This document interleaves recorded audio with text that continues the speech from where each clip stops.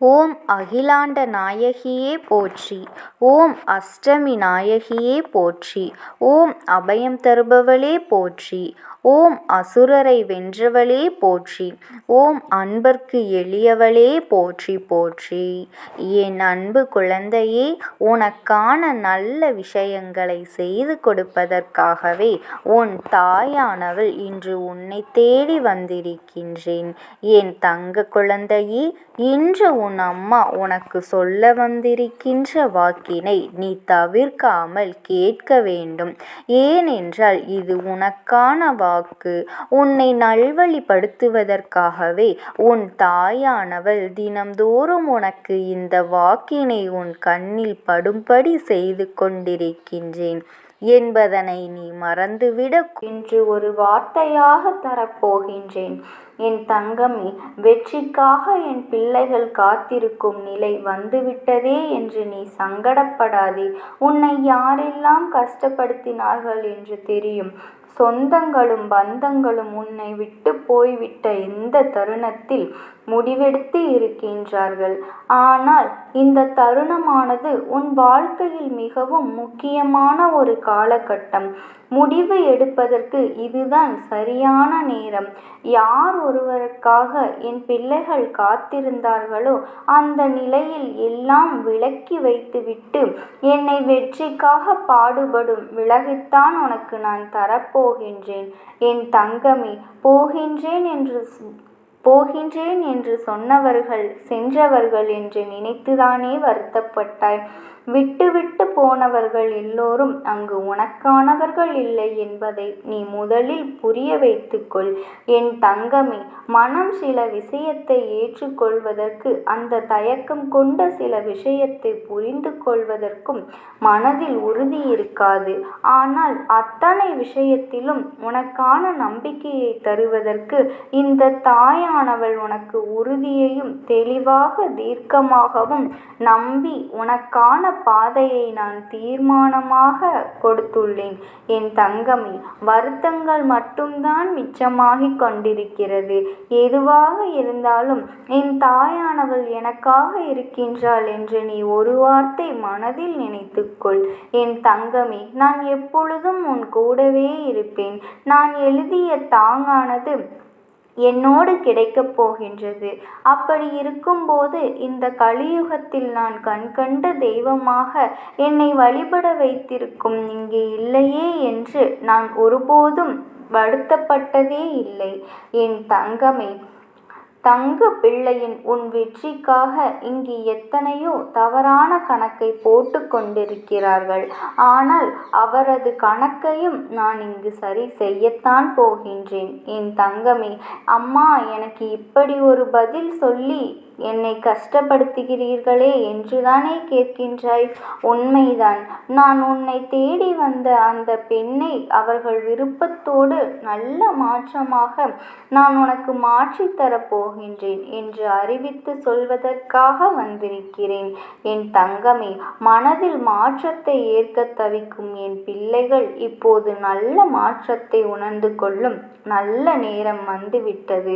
உனக்கான அதிர்ஷ்டமே இதோடுதான் என்னை தேடி வந்திருக்கிறேன். யாரும் ஏதோ ஒன்று சொல்லிவிட்டு போகட்டும்.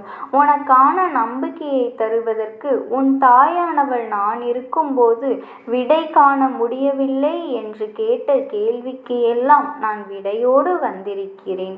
என் தங்கமே, மாற்றத்தை ஏற்க தவிக்கும் என் தங்க பிள்ளையே, உன் மனதோடு இந்த தாயானவள் இருக்கும்போது நீ எதை பார்த்து வெளிப்படுகின்றாய்?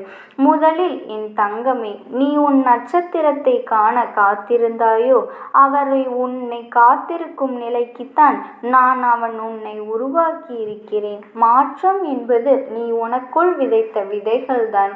உன் எண்ணங்கள் எப்படி இருக்கின்றதோ அந்த எண்ணங்களை வலிமையாக்க முதலில் கற்றுக்கொள். வேண்டாம் என்று நீ சிறிது நொடியில் கழிந்த பிறகு அந்த எண்ணத்தை விட்டு விடுகிறாய். அதனால் தான் உன் வாழ்க்கையில் மாற்றங்கள் உன்னை தேடி வர முடியாமல் அங்கு தவித்து கொண்டே இருக்கின்றது. என் தங்கமே, நீ நினைத்தது நினைத்து பார்க்க முடியாத அளவிற்கு வளர்ச்சியை தருவதற்கு இந்த தாயானவள் வந்து இருக்கும்போது தடுக்கி விழுந்த நிலையை பார்த்தெல்லாம் நீயே ஏன் உன்னை பார்த்து பரிதாபப்பட்டு கொண்டிருக்கிறாய்? பரிதாபங்கள் எல்லாம் இப்போது உனக்கான வெற்றியை தீர்மானிப்பதாக இருக்காது. சில சமயத்தில் அது நம் கைகளில் எட்டும் தூரத்தில் இருந்தாலும் அந்த வெற்றியை எட்டும் தூரத்தில் தான் நாம் வைத்து கொண்டு இருப்போம். ஆனால் நான் சொல்வதை கவனமாக கேள். எந்த ஒரு வெற்றியை பெறுவதாக இருந்தாலும் அதை பெறுவது என்பது சிறிது கால தாமதமாகுமே தவிர அதற்காக நான் என் குழந்தையை விட்டு செல்ல மாட்டேன். என் தங்கமே, என்று நான் ஒருபோதும் உன்னை விட்டு செல்வேன் என்று சொன்னதே கிடையாது. உனக்கு என்ன வேண்டுமோ அதை என்னோடு கேட்டுவிட்டு போ. மீதியை இந்த தாயானவள் நான் பார்த்து கொள்கின்றேன் என்றுதானே சொல்கின்றேன். என் தங்கமே, மனதில் பிறக்கின்ற வழியை மனதோடு வைத்து கொண்டே இருந்தால் மாற்றத்தை செய்வதில் நீ கவனத்தை செலுத்த முடியாது. அந்த வழிகளையும் பிரச்சனைகளையும் தாண்டி நீ ஜெயிப்பதற்கான காலகட்டத்தை எட்டிவிட்டாய். அதனால் இதை எப்படி ஏற்றுக்கொள்ள வேண்டும் என்று உன் தாயானவள் நான் சொல்கின்ற காரியத்தோடு தான் நான் செயல்படுத்த வந்திருக்கிறேன் என்பதில் உறுதியாகவும் தெளிவாகவும் யார் என்ன சொன்னாலும் உபதேசத்தை நீ காதில் வாங்கிக்கொள். என் தங்கமே, அறிகுறிகள் ஆலோசனையினை கேட்டுவிட்டு ஆனால் இறுதி முடிவை நீ எடுக்கின்ற தைரியத்தோடு இருந்து விட்டால் மட்டும்தான் உனக்கான வாழ்க்கையை நீ வாழ முடியும். என் தங்கமே, உன் மனதில் நீ நினைக்கின்றாய் என்று நான் அறிந்துவிட்ட பிறகும் இனி உனக்கான வாழ்க்கையை நான் தராமல் இருப்பேனா? நடப்பதை பார்த்து ஏன் பயத்தை வளர்த்து கொண்டு இருக்காதே. சோகத்தோடு இருந்த காலங்களையெல்லாம் முடித்து வைத்துவிட்டு அந்த சோதனையை தாண்டி உன் மனதிற்குள் எரிகின்ற வெற்றிக்கே நான் பொறுப்பேற்றுக் கொள்கிறேன். இனி எத்தனை சோகங்கள் வந்தாலும் அத்தனையையும் தைரியத்தோடு நீ சென்றுவிடு. அதை கொண்டு நீ முறியடித்து உனக்கான பாதையை நீ தேர்ந்தெடுக்கத்தான் போகின்றாய். என் தங்கமே, அந்த பாதையானது உன் தாயானவள் நான் வகுத்த பாதை.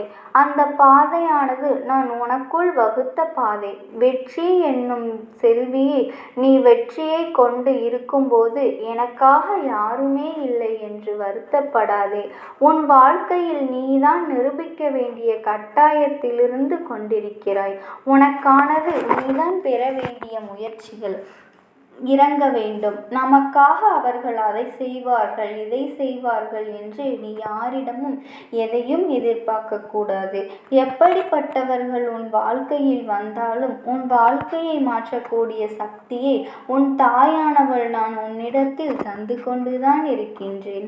நான் அப்படி உனக்கு தந்து கொண்டு இருக்கும்போது நீ யாரை இப்படி தேடிக்கொண்டிருக்கிறாய்? என் பிள்ளையை, மனமென்னும் விஷயத்தை நீ முதலில் நிலையாக வைக்க கற்றுக்கொள். ஒன்றை இழந்து விட்ட பிறகுதான் வாழ்க்கையில் அருமையும் இருந்து கொள்ள முடியும் என்பார்கள் அல்லவா? அதுபோலத்தான் சில விஷயத்தில் நீ நடந்து கொள்கிறாய். ஆனால் அது வாழ்க்கையில் யதார்த்தம்தான். அதற்கு முன்பாகவே உணர்ந்து கொண்டு எது நமக்கானது என்று தெரிந்த பிறகு அதை கெட்டியாக பிடித்து கொள்வதில் தான் நம் சாமர்த்தியம் இருந்து கொண்டிருக்கிறது. அதில்தான் நம் வெற்றிக்கான தரம் இருந்து கொண்டிருக்கிறது. நீ சரியான தருணத்தில்தான் என்னை தேடி வந்திருக்கிறாய். இன்று நான் சொன்ன பிறகும் கூட நீயே உன் மீது நம்பிக்கை இல்லாமல் செயல்படுகிறாய். முதலில் உன் நம்பிக்கையை வளர்த்துக்கொள். நேர்மறை எண்ணம் என்பது உனக்குள் விதைக்கின்றாயோ அதைத்தான் அறுவடை செய்ய முடியும்.